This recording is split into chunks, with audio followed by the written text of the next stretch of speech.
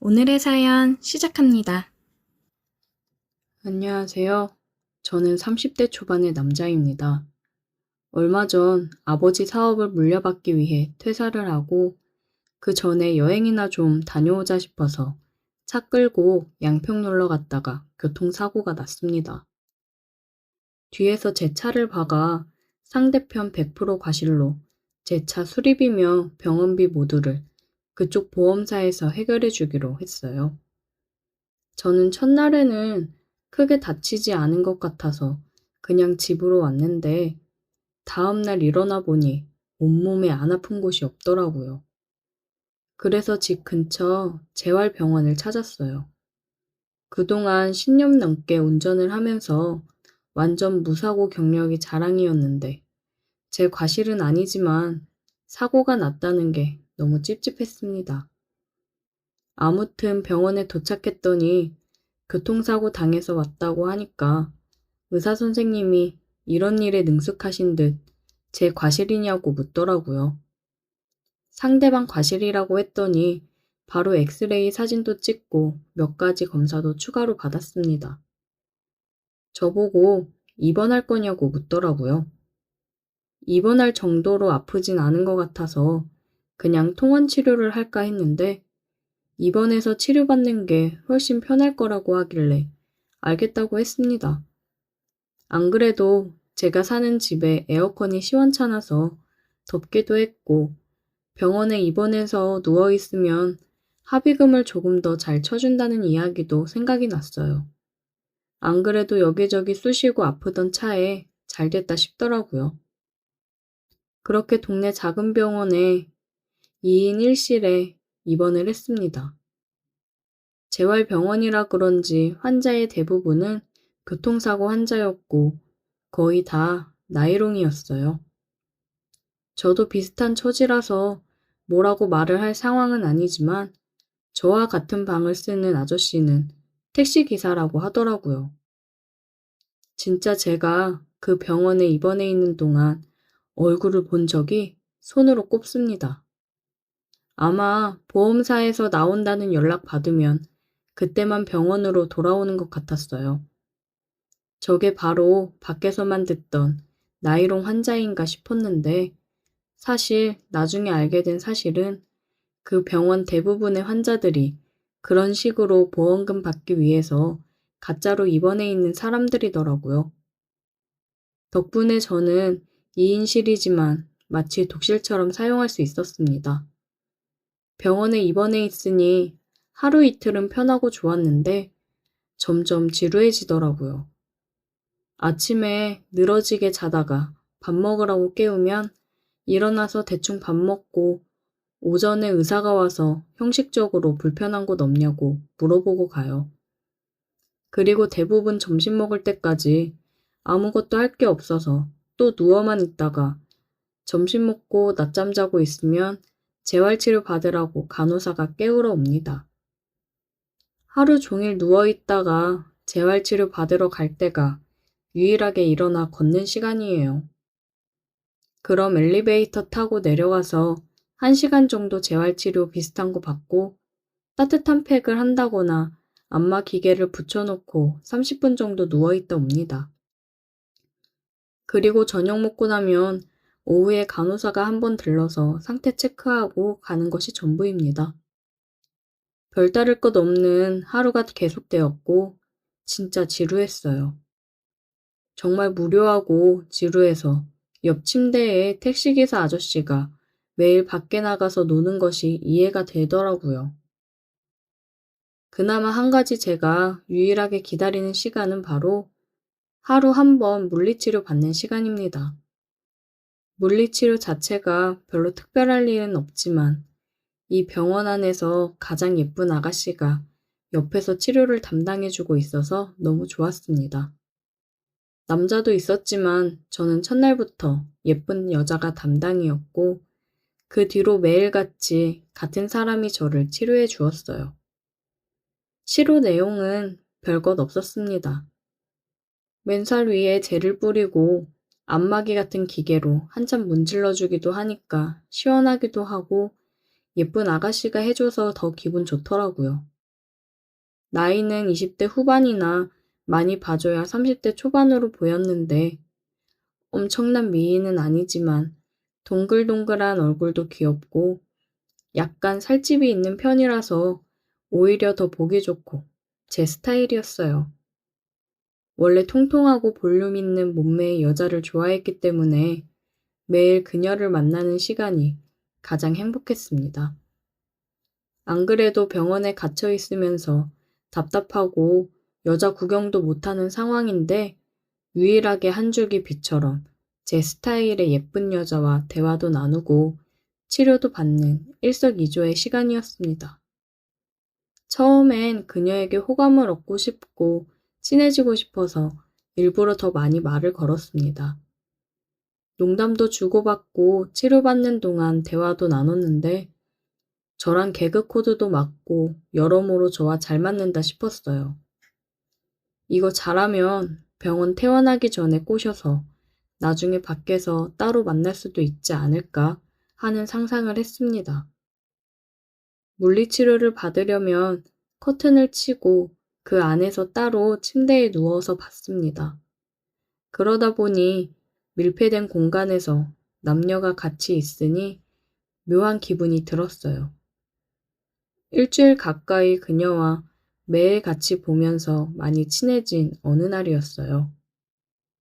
제가 목이랑 허리가 안 좋아서 항상 엎드려서 치료를 받았었는데 그날은 똑바로 누워서 배 쪽을 하더라고요. 항상 엎드려 있었기 때문에 치료하는 동안 얼굴을 마주 볼 일도 없었고 그녀의 손길에 제가 반응이 오더라도 엎드려 있어서 가릴 수 있었는데 난감했습니다. 병원이라는 공간에서 어떻게 해소할 방법도 없어서 많이 쌓여 있었어요. 손만 대도 민감해진 상황에서 젊은 여자가 젤을 바르고 제 몸을 만진다고 상상만 해도 짜릿해지는 느낌이었습니다. 아무튼 치료를 해야 한다고 해서 저는 똑바로 누웠어요. 평소 같으면 잡담도 많이 하고 오늘 있었던 일이나 재미있는 이야기를 하면서 시간을 보냈을 텐데 똑바로 누워 얼굴을 바라보고 있으니 왠지 서로 긴장이 되더라고요. 저는 그렇다 치고 그녀까지 평소와는 달리 아무런 말도 없이 치료만 하고 있었고 커튼 속의 그 방은 야릇한 분위기가 생겼어요. 한번 상상해 보세요. 젊은 남녀 둘이서 커튼 쳐진 좁은 공간에 들어가 있고 저는 침대에 누워서 상반신을 다 내놓고 있었는데 오직 라텍스 장갑 하나만 끼고 있는 여자가 여기저기 만지고 있었으니까요. 그렇게 서로가 의식하며 뭔가 야릇한 분위기가 흘렀고 10분 정도 서로 아무 말 없이 있었는데 그녀가 제 배 위에 젤을 바르고 라텍스 장갑을 낀 손으로 만져주는데 솔직히 그게 너무나도 자극적이어서 저도 모르게 아래가 점점 고개를 쳐들기 시작했습니다. 마침 하의를 헐렁하게 입고 있어서 너무나도 티가 나더라고요. 진짜 순간 창피해서 죽고 싶었고 그녀도 금방 눈치를 채고는 얼굴부터 귀까지 빨개지는 게 느껴졌어요. 저는 죄인이 된 것처럼 눈을 감고 아무 말도 하지 않았습니다. 그동안 그녀와 친하게 지내고 좋았던 관계까지 다 끝나버릴 거라고 생각했어요. 한참을 또 말없이 치료가 진행되었고 여전히 제 아래쪽을 힐끔힐끔 보고 있던 그녀가 결국 못 참고 먼저 입을 열었어요. 건강하시네요? 아, 네, 제가 건강하긴 하죠. 괜한 헛기침을 하며 말을 했고, 진짜 너무나도 민망해 죽는 줄 알았습니다. 건강하긴 쓸데없이 건강했죠. 이걸 웃어야 할지 울어야 할지, 그 다음부터 너무 당황해서 아무런 이야기나 쏟아냈습니다. 제가 원래 아무한테나 그렇게 반응하고 그러는 사람이 아니에요. 진짜 이쁘고 제 마음에 드는 사람한테만 그러는 건데, 너무 이쁘시고 제 이상형이라 저도 모르게 그만. 제가 하는 말이 마음에 들었는지 그녀가 피식 웃더라고요. 저 좋아하세요? 네, 좋아요. 제 이상형이에요. 태어나고도 볼 수 있을까요? 제가 하는 고백 같은 말이 통할 거라고는 생각하지 않았고, 그냥 분위기를 밝게 전환하고 싶었어요. 하지만 제 예상과는 전혀 다르게 제 이야기를 들은 그녀가 묘하게 웃으며 저를 보더니 손으로는 계속 치료를 하고 있었고 상체는 제 쪽으로 다가와서 누워있는 제 입에 입술을 가져다 댔어요. 저는 태어나서 그렇게 짜릿한 느낌의 키스는 처음이었습니다. 커튼 밖으로는 다른 사람들 움직이는 소리가 다 들리고 있지. 그녀는 누워있는 제게 입을 맞추고 저를 달아오르게 하지. 미치는 줄 알았습니다. 만약 이곳이 병원이 아니었다면 저는 당장 미쳐 날뛰었을 거예요. 장소가 병원이고 커튼 밖으로는 사람들이 있기 때문에 조심스러워지더라고요. 입원해 있으면서 많이 힘들었나 봐요? 이렇게만 해도 너무 좋아하는데요? 너무 좋아요. 저 지금 구름 위에 누워있는 기분이에요. 제가 더 기분 좋게 해줄게요. 그녀는 조심스럽게 저를 기분 좋게 해주었습니다. 정말 살면서 가장 가슴 떨리는 순간이었어요. 그리고 나서 저는 치료를 받으면서 계속 그녀와 몰래 즐겼고 얼마 지나지 않아서 상대방 보험사에서 찾아와 합의를 하고 퇴원하게 되었습니다. 마지막 퇴원하는 날 그녀에게 찾아가서 연락처를 받아냈고 그 뒤로 지금까지 만남을 이어가고 있어요. 병원에서 저와 함께 매일 시간을 보내면서 그녀도 저에게 마음이 있었다고 하더라고요. 역시 제 예상대로 약간 통통한 그녀는 정말로 너무나 화끈했습니다. 제가 퇴원하자마자 다음날 바로 만나서 술 마시고 키스하고 그녀의 집까지 초대받아서 들어갈 수 있었어요. 그 뒤로 지금까지 잘 만나면서 사귀고 있고 요즘도 가끔 제게 그런 방법으로 키스를 해주곤 하는데 아무래도 처음 그 느낌은 아니지만 그래도 너무 좋습니다. 교통사고 당한 게 재수없는 일이라고 생각할 수도 있지만 제게는 덕분에 푹 쉬면서 새 여자친구도 만들 수 있게 해줘서 고맙게 생각해요. 오늘의 사연 여기까지입니다. 오늘도 들어주셔서 감사해요. 구독, 좋아요, 알림 설정 부탁드려요. 전 남편의 시어머니에게 당한 충격적인 사건이 생겨 이렇게 사연을 보내주셨습니다. 무슨 일이 있으셨는지 바로 사연 읽어보겠습니다. 안녕하세요. 저는 45살의 여자이고 학습지 교사 일을 하고 있는 사람입니다. 그리고 쌍둥이 아들들을 둔 엄마이기도 하죠. 제가 아버지 없이 자랐기에 제 자식들에게는 좋은 아빠가 옆에 있었으면 했습니다. 근데 인생이 제 맘과 같지 않더라고요. 제 불행했던 유년기 시절을 되물림하기 싫었거든요. 한 번은 어렸을 때 엄마에게 나는 왜 아빠가 없냐고 했어요. 그러니 엄마는 저 태어나기 전에 아빠가 돌아가셨다고 했죠. 그래서 그런 줄로만 알고 있었는데 중고등학생이 되면서 아빠 살아계신 걸 알게 되었어요. 주민등록등본을 떼니 거기 다 나오더라고요. 저는 그 사실을 알고도 엄마에게 왜 그런 거짓말을 했냐고 물어보지 않았어요. 엄마가 오죽했으면 그러셨을까 싶었죠. 저는 제가 봐도 다른 또래에 비해 철이 금방 든 편이었어요. 아빠 없이 아둥바둥 저를 혼자 키우는 엄마를 보면서 엄마에게 어떻게든 도움이 되고 싶었거든요. 엄마가 참 불쌍했어요. 엄마는 평생을 부잣집 사모님의 세신사로 살았어요. 흔히 때밀이라고도 하죠. 그 부잣집 사모님이 워낙 때미는 거랑 사우나 하는 걸 좋아해 집에 아예 목욕탕을 만들어 놨다고 했거든요. 엄마가 그 사모님을 만나게 된 것도 엄마 일하는 온천에서 처음 만나게 됐는데 그 사모님이 엄마의 솜씨를 보고 채용한 거죠. 그래서 엄마는 매일같이 그 집에 가서 그 사모님의 때를 밀어줬어요. 그 사모님뿐만이 아니라 그 집의 딸들이나 그 사모님의 친구들, 가족들 때도 다 밀어주곤 했죠. 아직도 기억이 나는 게 엄마가 저 어렸을 때 그 집에 한번 데리고 간 적이 있거든요.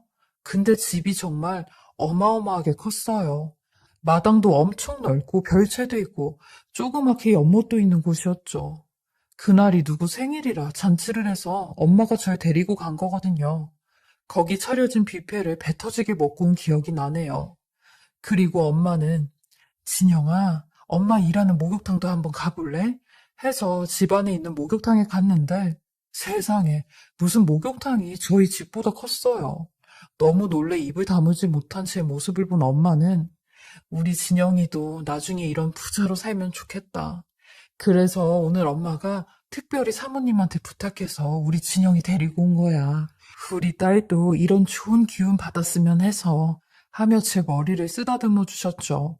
저도 엄마가 이런 부잣집에서 일을 하니 예전에 목욕탕에서 일을 했던 것보다 훨씬 더 낫다는 생각이 들었어요.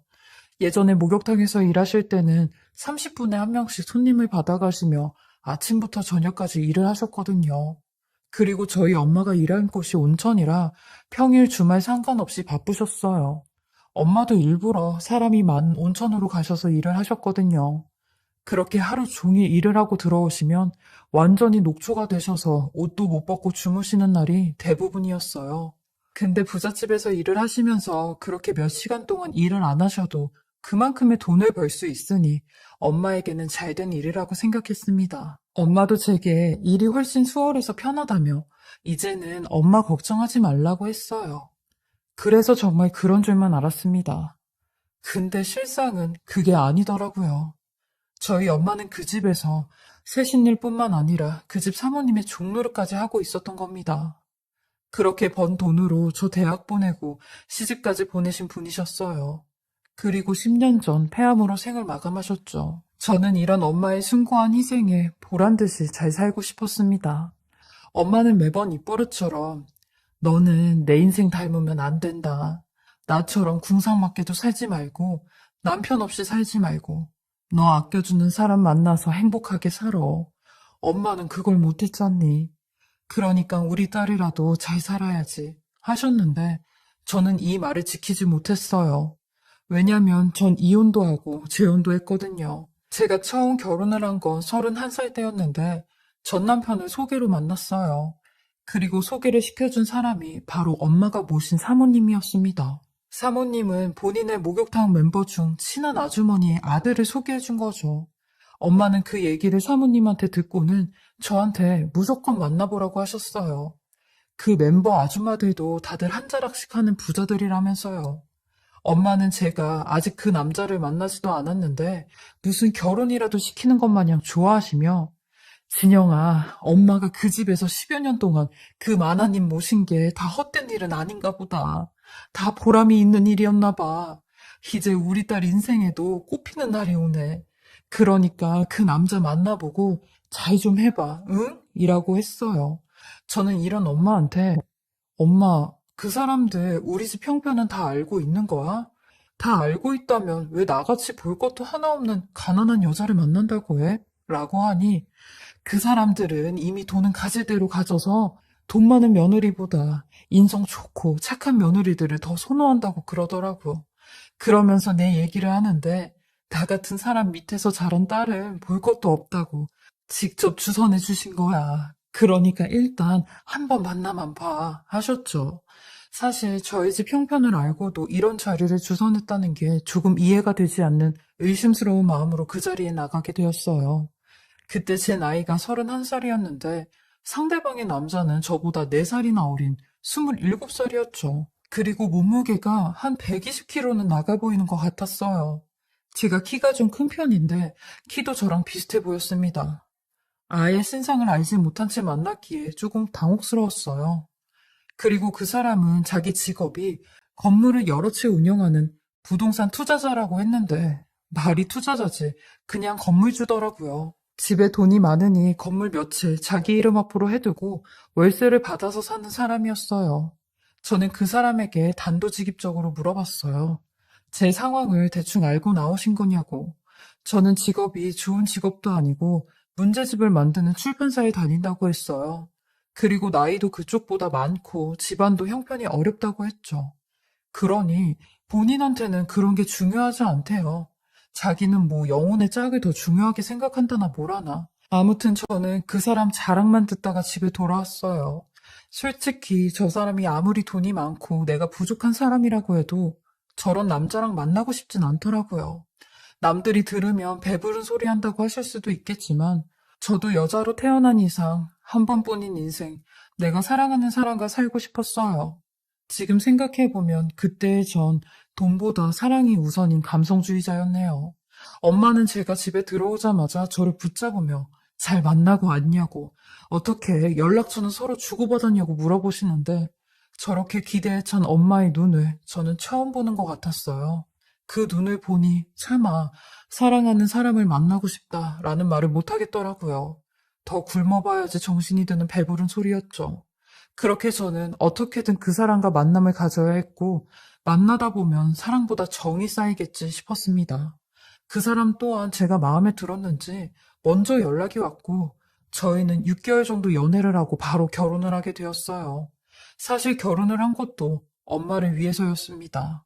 내가 이 사람과 결혼을 하면 엄마가 행복해야 하니 나 하나 혼신해서 잘 살면 되겠다 싶어 결혼을 했죠. 그렇게 엄마가 모신 사모님의 목욕탕 멤버 중 한 사람이 저희 시어머니가 되었어요.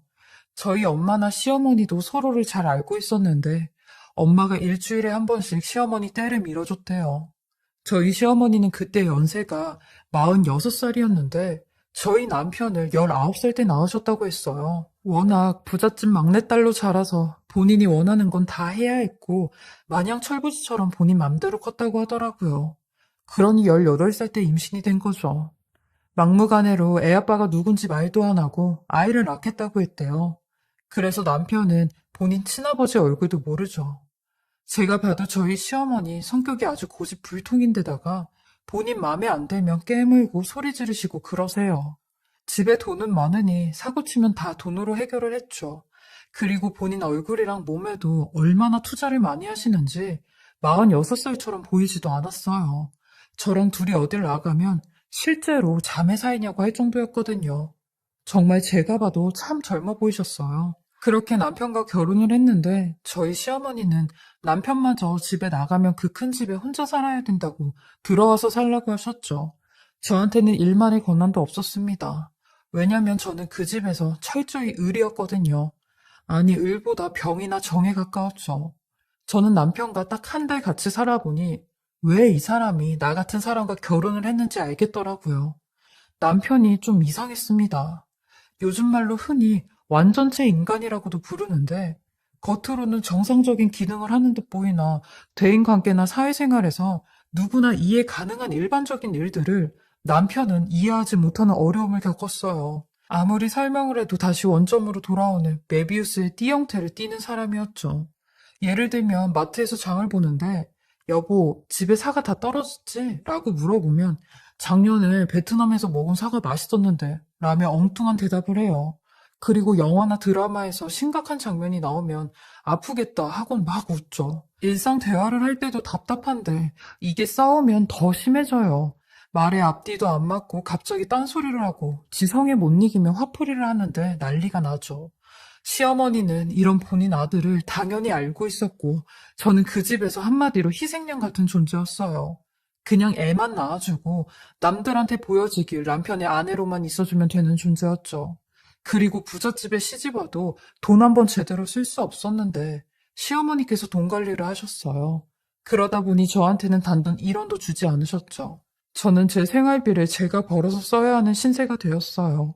그래서 학습지 교사 일을 했던 거고요. 살면서 이혼 생각을 수천 번, 수만 번 했습니다. 근데 시험관 아이로 쌍둥이 아들들이 태어났고 아들들을 보면서 마음을 달랬어요. 그리고 무엇보다 저희 엄마의 기대를 저버리고 싶지 않았습니다. 하지만 종당엔 남편이 바람을 피우더라고요. 남편 말로는 지가 가진 게 돈밖에 없는데 돈으로 못하는 게 뭐가 있냐며 여자도 내 마음대로 만날 수 있다고 하는데 그 말에 12년 동안 쌓았던 모든 인내가 한 번에 터져버렸습니다. 그래서 이혼하자고 했죠.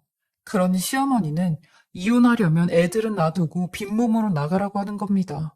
여태 그지 같은 너를 데려다가 먹여주고 재워주고 했더니 이혼 얘기를 꺼내냐며 나가라고 소리를 지르시는데 저도 그렇게는 못한다고 했어요. 12년 동안 제가 이 집에서 어떻게 살았는데 빈몸으로 나가냐고 소송 건다고 했죠. 그렇게 저는 이혼 소송을 통해 양육권은 가지고 오지 못했지만 재산분할과 위자료는 받아왔어요. 돈이 있어도 저한테 남은 건 아무것도 없더라고요. 아이들도 볼 수 없었고 엄마마저 2년 전에 세상을 떠나시니 외롭더라고요. 그래서 혼자 살면서 강아지를 한 마리 키우게 되었는데 자주 다니던 동물병원에서 운명처럼 남자를 한 명 만나게 되었습니다. 저보다 12살이나 많은 57살의 동물병원 원장이었는데 그분도 이혼을 하셨어요. 그분과 이런저런 얘기를 하다 보니 저랑 통하는 부분도 많고 좋아하는 거나 비슷한 것들도 많았어요. 그리고 무엇보다 아버지가 없이 자란 제게 이런 나이 많은 사람은 굉장히 푸근하게 느껴졌죠. 맨날 4살이나 어린 전남편과 살다가 이런 사람을 만나니 심적으로도 편하더라고요. 그렇게 2년간 서로 좋은 인연으로 알고 지내다가 그분이 먼저 재혼 얘기를 꺼내셨고 저는 같은 실수를 반복하긴 싫다고 하였어요. 하지만 묵묵히 제가 마음의 문을 열 때까지 기다려주셨죠. 그리고 이분의 자녀들도 만나보았는데 참 아버지를 사랑하고 아끼는 걸 알 수 있었던 게 저와의 재혼을 적극적으로 지지하더라고요. 그렇게 저는 또 한 번의 결혼을 하게 되었습니다. 결혼이라고 할 것도 없이 조촐하게 가족들과 식사를 하는 자리였는데 저는 부를 사람이 저희 쌍둥이 아들들밖에 없었어요. 10살 때 시댁에 두고 나온 저희 쌍둥이들은 벌써 초등학교를 졸업할 나이가 되었고 변성기도 오고 제법 남자가 되어가고 있었죠. 저는 쌍둥이들에게 조심스럽게 저희 재혼 사실을 알렸고 다행히 식사 자리에 나오겠다고 하더라고요.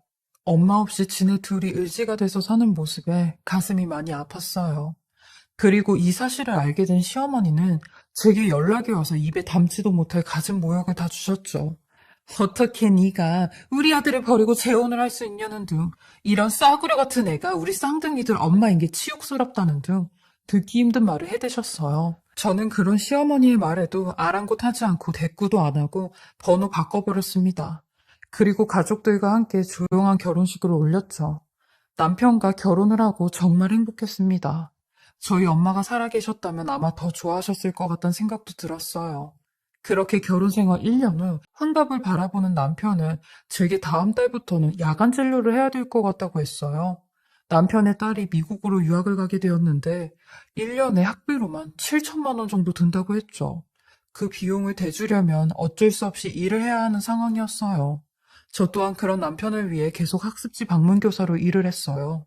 그리고 10시까지 야간 진료를 하는 남편을 위해 매번 저녁 도시락을 싸서 동물병원으로 가져다 주었어요. 그 시간들이 참 행복하더라고요. 근데 몇 달 전부터 남편이 제게 당신도 힘드니까 이제 도시락 싸오지 않아도 된다고 하더라고요. 저한테 미안하다며 괜히 나 때문에 당신까지 고생시키는 것 같다고 했어요. 그리고 요즘 야간에도 진료하는 걸 아는 보호자들이 많이 찾아온다고 저녁 먹을 시간이 없을 것 같다고 했죠. 그래서 저도 그런 줄만 알았습니다. 그러던 어느 날 남편이 감기 기운으로 몸이 안 좋을 때였어요. 오늘은 야간 진료 보지 말고 일찍 들어오라고 했는데 기어코 야간 진료를 보는지 밤 8시가 돼도 안 들어오더라고요. 저는 걱정이 되는 마음에 차를 끌고 남편의 동물병원으로 갔습니다. 힘들어할 남편을 퇴근 후에 데리고 오려고요. 근데 동물병원 불이 다 꺼져 있고 진료실에만 희미하게 불이 켜져 있는 겁니다. 저는 순간 남편에게 무슨 일이 생겼는지 알고 병원 문을 여니 문도 잠겨져 있길래 도어락을 열고 들어갔죠. 그런데 진료실 안에서 노랫소리가 들리더니 곧이어 어떤 여자의 목소리가 흘러나오는 겁니다. 창진 씨, 그거 내가 해줄게. 원래 창진 씨 꿈이 국내 최대 동물병원 운영하는 거였다며. 나한테 그거 별거 아니야. 그러니까 나랑 연애하면서 그냥 즐겨. 그래봤자 자기랑 나랑 3살밖에 더 차이나? 나 어디 나가면 사람들이 50대로 봐. 창진 씨도 나 처음 봤을 때 첫마디가 참 젊어 보인다는 말이었잖아. 내가 창진 씨가 좋아서 내 진심을 말하는 거야. 우리 둘 나이가 무슨 10대도 아니고 서로 알 거 다 알고 한 번씩 겪을 거 다 겪어봤는데 연애가 뭐 어때? 요즘 다들 마누라 남편 두고 연애하는 추세야. 라고 하는 겁니다. 그러니 남편이 아휴 나도 연애하고 싶지. 근데 내 마누라가 12살이나 어린 여자야. 지금도 충분히 연애하는 기분으로 살고 있어. 아이 그러니까 그냥 나랑 연애 말고 투자 좀 해줘. 내가 당신한테 투자 받아서 24시간 병원 차리면 투자금 톡톡히 회수해 줄게. 라고 하니 아우 창진 씨 진짜 꽉 막혔네. 투자는 무슨 투자야. 나랑 연애하면 그 돈 그냥 준다니까. 라고 하니 남편이 한동안 침묵으로 일관하다가 아이 참 내가 여복이 터졌네 터졌어. 알겠어 미정씨. 라고 하는 겁니다. 저는 그 둘의 대화를 듣고 그 자리에 몸이 굳었는데 더 굳어진 이유가 미정이라는 이름을 듣고 나서였어요. 그 이름은 바로 저희 전 남편의 시어머니의 이름이었거든요. 저는 그 소리를 듣자마자 남편의 진료실로 쳐들어갔고 그 둘은 손을 잡으려고 하고 있는데 저는 완전히 꼭지가 돌았고 남편과 시어머니를 향해 당신들 도대체 뭐 하는 짓이냐고 소리를 질렀어요. 그러니 시어머니 저를 향해 사악한 미소를 짓더니 아유 재미없게 시작하기도 전에 발각이 됐네 라고 하는 겁니다. 저는 그런 시어머니를 향해 어머님 지금 제 남편하고 뭐 하고 있으세요? 네? 라고 하니 남편도 어머님이라는 말에 표정이 굳어져 버리는 겁니다. 전 그런 남편에게 당신 저 여자가 내 전 남편의 시어머니인 건 알고 있는 거예요? 라고 했죠. 그러니 남편은 하얗게 질린 얼굴로 나는 전혀 몰랐다고 말까지 더듬는데 제게 다가와 본인이 잠시 미쳤다고 그럴 마음은 추호도 없었다고 그리고 하늘에 맹세하고 당신 시어머니였는지도 몰랐다고 했어요. 그리고 시어머니는 남편의 뒤에서 절 향해 한박 웃음을 지으시더니 예, 원래 남의 떡이 더 맛있어 보이는 거야. 네가 우리 아들 버리고 더 잘난 남자 만났다고 하길래 내가 이 사람 좀 뺏어보려고. 근데 이렇게 나타나서 방해를 해? 너는 아무튼 나한테 도움이 안 되는 X야. 라고 하는데 남편은 이런 시어머니를 내쫓으며 이런 정신 나간 여자를 다 봤냐고 나가라고 막 끌어내더라고요. 남편은 제 앞에서 당신이 생각하는 그런 건 없었다고 나는 억울하다고 하는데 남편의 말이 귀에 하나도 안 들어왔어요. 그리고 다음날 시어머니는 절 찾아와 네 남편이 우리 둘 사이에서 아무 일도 없었다고 했지? 우리 이미 갈 때까지 간 사이야. 너는 어떻게 66살인 나한테 네 남편을 뺏기니? 나이만 어리면 뭐해? 돈도 뭣도 없는 주제에. 네 남편도 내가 돈 많은 걸로 넘어온 건 아니? 너 이 세상 살아봐. 돈이 최고야. 라고 하는데 전 그런 시어머니에게 물 한 바가지 끼얹고 싶은 심정이었어요. 알고 보니 시어머니 저희 쌍둥이 아들들에게 제 남편에 대한 이야기를 꼬치꼬치 깨물으셨고 아예 작정을 하고 접근을 했더라고요. 시어머니는 끝까지 제게 니까짓 게 우리 아들 버리고 우리 손자들 버리고 내 재산까지 뺏어가고 우리 집안을 능욕해? 너는 이미 내 소나기에 걸린 벌레야.